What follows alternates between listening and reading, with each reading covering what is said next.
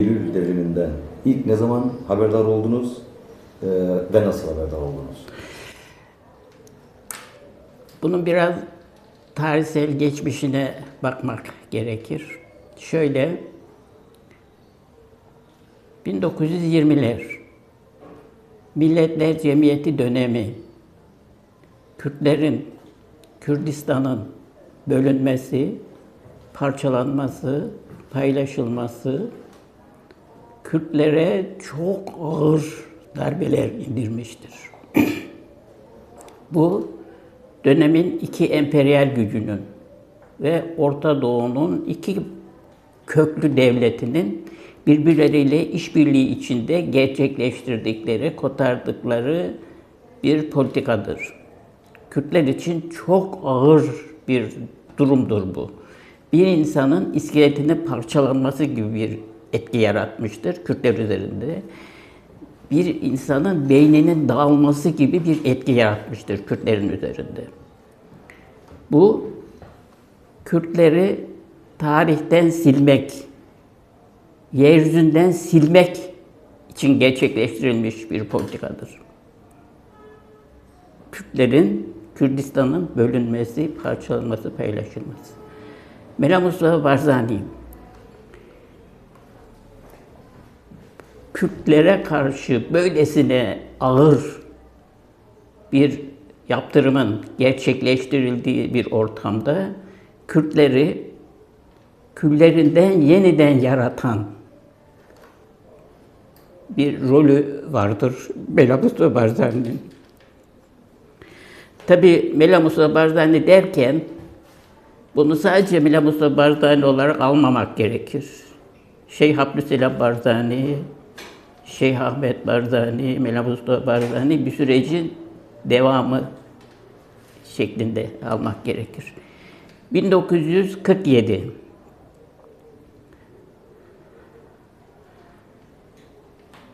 Kürdistan, Mahabat Kürdistan Cumhuriyeti'nin yıkıldığı bir dönem. Kadı Muhammed'in ve Kürt yöneticilerin tutuklandığı bir dönem. Böyle bir dönemde Mela Mustafa Barzani İran Şahı ile görüşmek için, yani Kürtlerin geleceği konusunda İran Şahı ile görüşmek için Tahran'a gider. İran Şahı ile görüşmesi sırasında İran istihbaratından bir kurum Şeyh Ahmet Barzani'ye direktif gönderir. O direktifin içeriği şudur: silahlarınızı bırakın, Hemedan'a yerleşin. Silahlarınızı bırakın, Hemedan'a yerleşin. Şeyh Ahmet çok kısa bir zamanda şöyle cevap verir. Çok kısa bir zamanda, hiç ikircikli olmadan der ki, silahlarımızı bırakmıyoruz. Silahlarımızı bırakmayacağız. Hemedan'a yerleşmeyeceğiz. Karlar eridiği zaman, yollar açıldığı zaman Başur'a döneceğiz. Mela Mustafa Barzani'ye ve yanındaki arkadaşlarına istediğiniz siz yapın. Bizde Mela Mustafa Barzani'ler çoktur.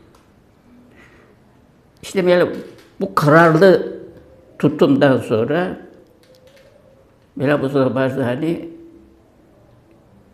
Kürt güçlerinin yanına döner. Ondan sonra işte Sovyetler Birliği'ne sığınma, Sovyetler Birliği'ne geçiş böyle bir dönemde başlar. Sovyetler Birliği'ne geçiş, bu da çok önemli bir dönemdir. Kürtlerin Sovyetler Birliği'ndeki hayatı bir mültecilik hayatı değildir. Toprak köleliği hayatıdır.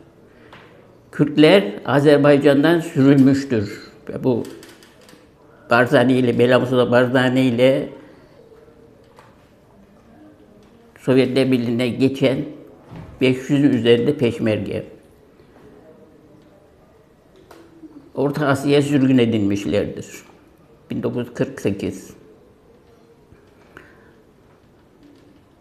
Oradaki hayatları toprak köleliğidir. Hiçbir mültecilik durumu söz konusu değildir. Kürtlerin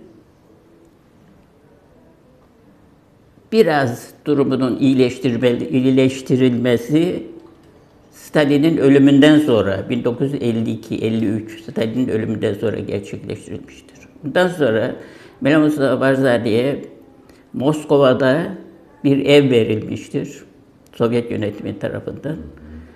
Mela Mustafa Barzani arkadaşlarıyla birlikte Mela Mustafa Barzani orada kalmıştır. Arkadaşlarıyla görüşmelerini orada gerçekleştirmiştir. Stalin ölümünden sonra Kürtler toparlanmaya başlamıştır. İşte birbirlerinden haberdar olmaya başlamıştır. Bir araya gelmeleri başlamıştır. 1958 Irak'ta krallığın yıkılması, Mela Mustafa Barzani'nin 500 peşmerge ile birlikte daha kalabalık bir şekilde Irak'a dönmesi, Kürt tarihinde ve Orta Doğu tarihinde yeni bir dönemin başlamasını getirmiştir. Bu çok önemli bir dönemdir. Çünkü sadece Kürdistan üzerinde değildir bunun etkileri. Bütün Orta Doğu üzerindedir. Özellikle Türkiye üzerinde çok büyük bir etkisi vardır. Türkiye'de askeri darbelerin tamamının kökeninde Kürt sorunu vardır. Mela Mustafa Barzani'nin Irak'ta yarattığı ortamın kırılması, etkilerinin engellenmesi, yani kuzeyde, Kürdistan'ın kuzeyinde etkilerinin engellenmesi, etki yaratmaması için bütün askeri darbelerin temelinde bu vardır. 27 Mayıs 1960, 12 Mart 1971, 12 Eylül 1980, 28 Şubat 1997. Bütün askeri darbelerin, Türkiye'deki bütün askeri darbelerin temelinde Mela Mustafa Barzani'nin Irak'ta yarattığı bu durum söz konusudur. Bunun Türkiye'ye yansımaması, Kürdistan'ın kuzeyine yansımaması için bu darbeler gerçekleştirilmiştir. Bu etkinin çok büyük olduğunu düşünüyorum kişi olarak. Biraz önce Moskova'daki bir evden söz ettim. Orası çok önemli bir hafıza mekanıdır. Çok önemli Kürtler için, Kürdistan için çok önemli bir hafıza mekanıdır. Kürtler o evi satın almak için çaba sarf etmelidir.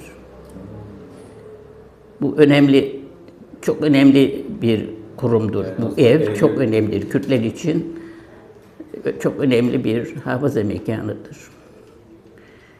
Mela Mustafa Barzanilerin Kürdistan'da ve Orta Doğu'da yarattıkları etki çok büyüktür. Kanımca çok büyüktür. Ama örneğin Türkiye'deki etkisinden söz ettim, darbelerden söz ettim. Darbelerin kökenli esas nedeninin Kürtler olduğunu, Barzani'nin Kürdistan'ın güneyinde yarattığı bir hareket olduğunu belirtmeye çalıştım. Ama Türk devlet yönetimi, Türk siyaseti, Türk basını, Türk üniversitesi katiyen bu durumu analiz etmemiştir. Katiyen. Yani darbelerin temeli, nedeni bu olduğu halde, bu Kürtler olduğu halde buna ilişkin hiçbir analiz yapılmamıştır. Bunun nedeni şudur: Kürtler inkar edilmektedir zaten. İnkar edilmektedir. Baskıyla, zulümle baskı altında tutulmaktadır Kürt dili. Böyle bir inkar sürecinde kişilerin, kurumların bilincine Kürtler konusu çarpmaması için Türk siyaseti, Türk devlet yönetimi, Türk üniversitesi, Türk basını bu konuda hiçbir değerlendirme yapmamıştır. Yapmamıştır. Günümüzde halen de yapmamaktadır. Yani 27 Mayıs'ın nedenleri neydi? Ne bileyim işte öğrenci hareketiydi. Kamu düzeni bozulmuştu. Yeni bir düzen yaratılamıyordu. İşte onun için askeri müdahale oldu denir. Öyle değil. Temelinde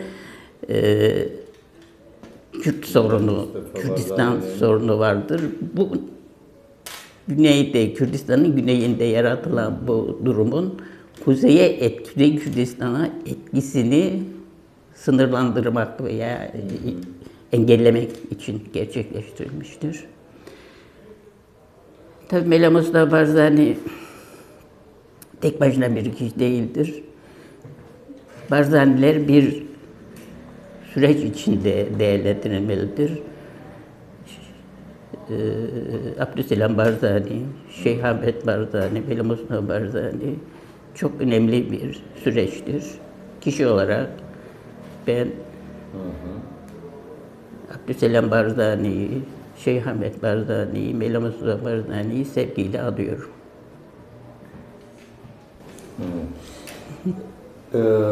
Bir de bu Kürdistan coğrafyası ve Türk toplumu Eylül devrimine nasıl bir katkı sağlamıştır İsmail Hocam? Yani devrim sırasında Kürdistan'daki siyasi ortam devrime nasıl bir etkisi olmuştur? Ya 1961 Mela Mustafa Barzani işte Bağdat'tan dönmüştür. 1958'de bir anlaşma söz konusudur. Bağdat hükümetle Abdüselam Kasım bir anlaşma söz konusudur. Ama süreç içerisinde bu anlaşmanın yerine getirilmediği fark edilmiştir. Bunun üzerine Mela Mustafa Barzani Kürdistan'a dönmüştür. Bağdat'tan Kürdistan'a dönmüştür ve işte silahlı mücadelenin yolunu, yordamını aramaya başlamıştır. Şöyle bir durum söz konusudur. Mela Mustafa Barzani 1961 önce Barzan'dan Zaho'ya doğru bir yürüyüş gerçekleştirmiştir. Yani halkın katılımını öğrenmek için, halkın duygularını, düşüncelerini öğrenmek için veya bir mücadele başladığı zaman ne kadar destek olacağını öğrenmek için böyle bir yürüyüş gerçekleştirmiştir. Yürüyerek, katır sırtında.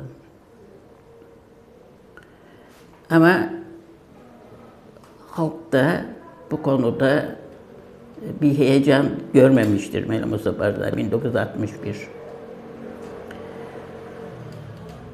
Zaho'da böyle bir açıklama yapmak üzereyken, Zaho'da böyle bir açıklama, işte halkın henüz hazır olmadığı şeklinde bir açıklama yapmak üzereyken, kuzeyde Goyanlar var ya, Goyan.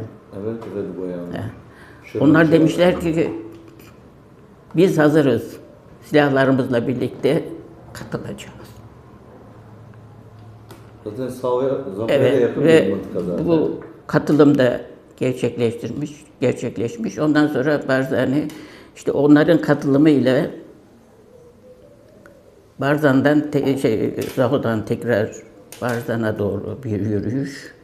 O yürüyüş sırasında işte bu sefer çok büyük katılım olmuştur. Goyanların katılımından sonra çok büyük katılım olmuştur.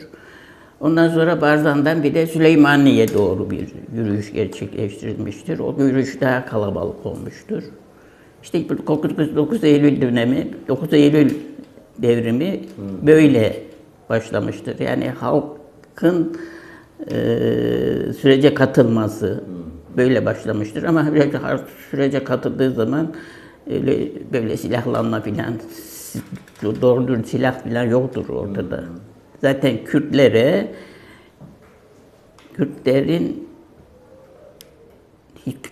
hiçbir yerden yardım gelmemiştir. Yani 1960'ların başlarında, 60'ların ortalarında Kürtlerin hiçbir yerden yardım alamadığı görülmektedir. Çok sonra öğrendik, işte 1960'ların ortalarında İsrail, İran üzerinden böyle çok küçük yardımlar yapıyormuş. Ama İran Şah bu yardımları tam bulaştırmıyormuş Kürtlere. Eğer diyelim ki İsrail 10 tüfek verdiyse 2-3'ünü Kürtlere gönderiyormuş, 8'ini 9'unu kendisinde bırakıyormuş. Yani böyle bir yardım. Yani Şah'ın Kürtler için düşüncesi şu, Kürtler Irak'ı rahatsız etsinler. Ama hiçbir zaman başarıya ulaşamasınlar. Böyle bir tutumu var Şah'ın. Kürtler Irak yönetimini rahatsız etsinler ama hiçbir zaman başarıya ulaşamasınlar. Örneğin işte bunun içinde İsrail'in tek oradan geliyor yardım zaten. Çok kısıtlı. İşte onu da tam olarak ulaştırmıyorlar. Benim kanımca etkisi çok büyük halk üzerinde o Eylül devriminin. Son olarak İsmail Hocam, bu çevre ülkelerin etkisi, çevre ülkelerin yani komşu ülkelerin etkisini nasıl Tabii çok büyük etkisi oldu. Ama şunu görmek gerekir, Kürtlere karşı o dönem Sovyetler Birliği de dahil, Amerika da dahil, Sovyetler Birliği'nin yanında, Kürtlerin yanında hiçbir güç yoktur. Kürtlerin yanında, Kürtleri destekleyen hiçbir güç yoktur. Sovyetler Birliği de dahil, Amerika Birleşik Devletleri de dahil, Avrupa devletleri, İngiltere, Fransa, Almanya, onlar da dahil hiçbir güç yoktur. Orta Doğu devletleri zaten hepsi hasımdır Kürtlere. Değil mi? Türkiye, İran, Irak, Suriye hepsi hasımdır. Yani Kürtlerin mücadelesi böyle düşman güçler içerisinde gerçekleşen bir mücadeledir. Yani Filistin gibi değildir. Filistin dost güçler içinde mücadele eder. Filistin'in tek hasmı vardır, o da İsrail'dir. Ama bütün çevre ülkeler, işte ne bileyim Mısır, Suudi Arabistan, Irak, İran, Suriye, herkes Filistin'i desteklemektedir. Ama Kürtler böyle bir desteği hiçbir zaman alamamışlardır. Kürtler her zaman yalnızdır. İşte İsrail'in yardımını belirtmek önemli olabilir. Ama bunu da Kürtler de açıklamamıştır, İsrail de açıklamamıştır şimdiye kadar. Çoğu zaman bu böyle bir illegal bilgi gibi dolaşıp duruyor. Çoğu zaman diyorum bir illegal bilgi gibi dolaşıyor ve bununla da zaten çoğu zaman Kürtler hedef alınıyor Türkiye'de. İşte İsrail'den Kürtlere destek. Nasıl bir Tabii örneğin olması ile ilgili gibi. Bütün Arap devletleri Filistin'i sevsinler sevmesinler maddi olarak yardım etmek durumundadır. Politik olarak, diplomatik olarak yardım etmek zorundadır.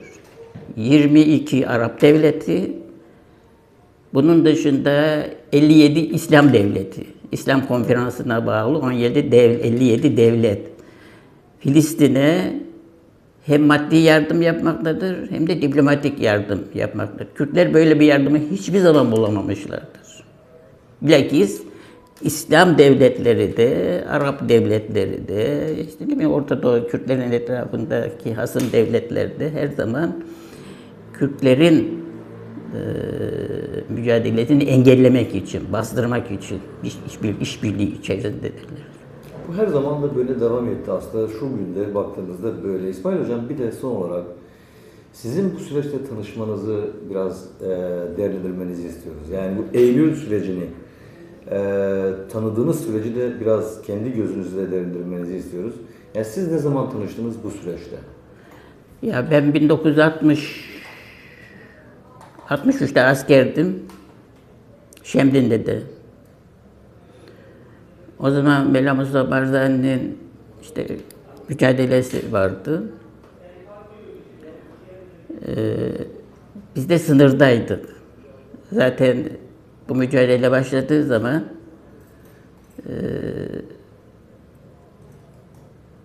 Türkiye sınırdaki birliklerini çok güçlendirmiş. Örneğin Bitlis Piyade Alayı'nda, Muş, Erciş piyade alaylarında birlikler göndererek güçlendirmiş sınırı. Ben Bitlis alayındaydım. Benim askerliğim Bitlis alayındaydı ve Şemdin'de de 1963 yaz aylarında orada kaldı.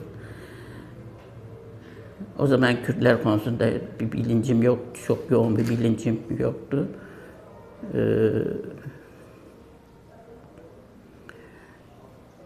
Ama mücadele görülebiliyordu, izlenebiliyordu.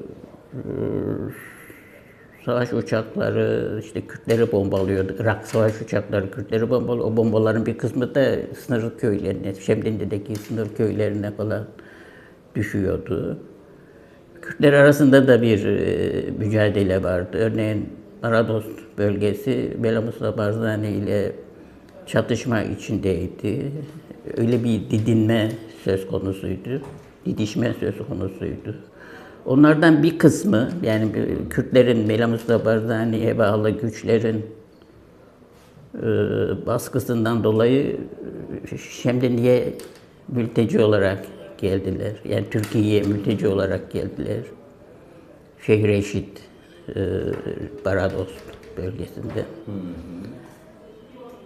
Yani böyle bir durum vardı.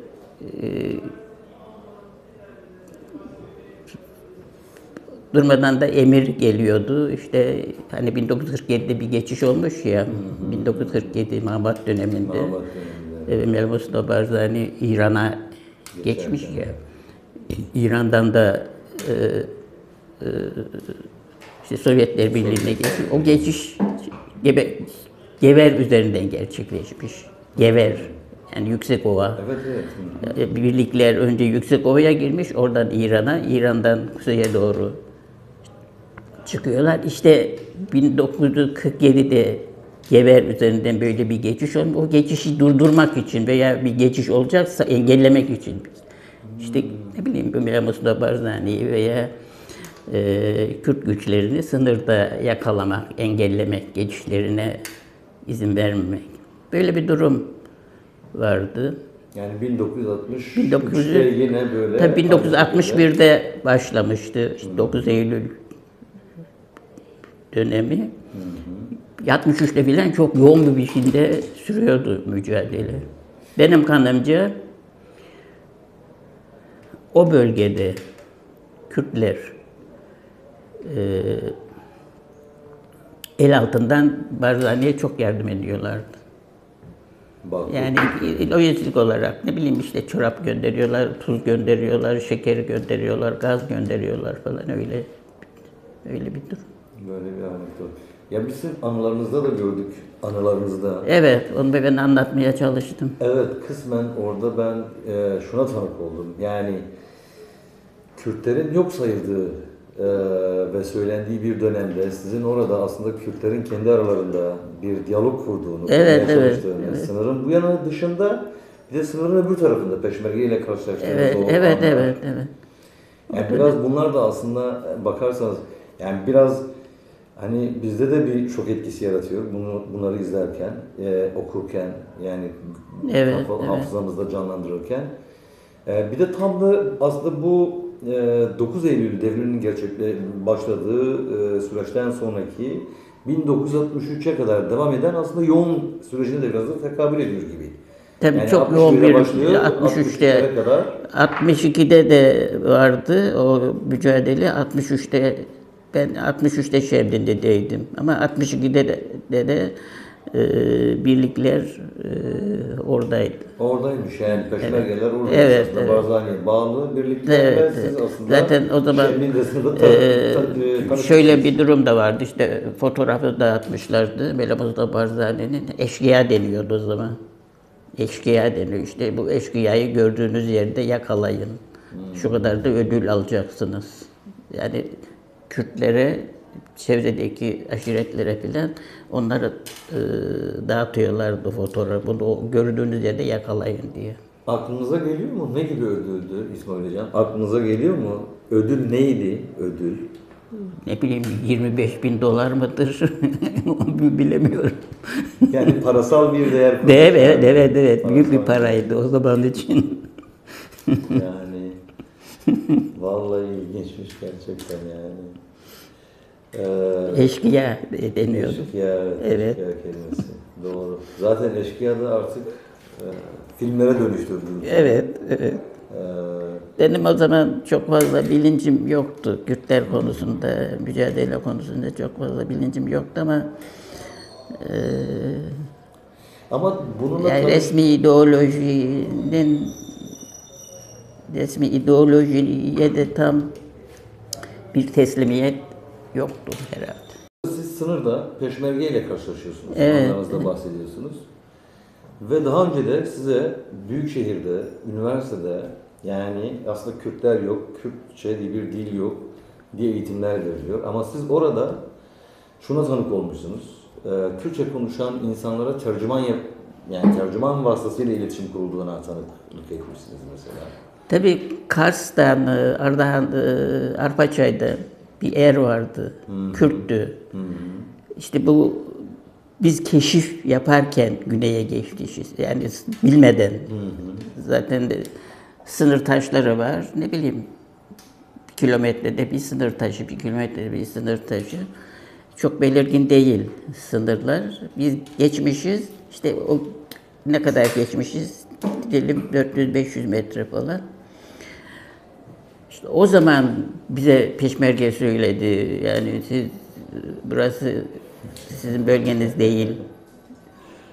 Bunu anlatmaya çalışmış. İşte ben de tabii anlamadım onun Peşmerge'nin ne dediğini. İşte o sırada o Arpaçaylı er dedi ki Teğmenim ben konuşabilir miyim? Bana söyledi. Teğmenim bu kişiyle ben konuşabilir miyim? Ve konuştu. İşte o zaman işte hani Ankara'da deniyordu ya Kürtler yoktur, Kürtçe diye bir dil yoktur. Kimse kimsenin konuşmasını anlamaz. Bir dağın önündeki Kürt, dağın arkasındaki Kürt'ü anlamaz. Öyle şeyler söyleniyordu. İşte o zaman ben fark ettim. Artık yani Arpaçay, işte Barzan bölgesi Arpaçay.